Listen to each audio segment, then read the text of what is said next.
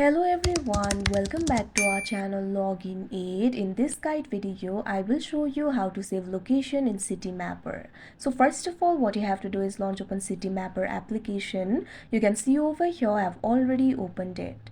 Initially, you'll be led to this kind of interface. In this interface, you'll be able to find two options over here. Get me somewhere, get me home. So if you want to save the location in the section for get me home, you'll be able to find the options like work and places. Simply tap on the option places. Now you can see over here, you'll be led to this kind of interface. You'll be able to save a place from here. All you have to do is simply search for the location. Now you'll be able to see the results over here. What you have to do is simply tap on the option of your choice. Now once you do that, Citymapper will locate the location for you. So if you want to save this location, simply tap on the done icon that you can see right over here on your screen.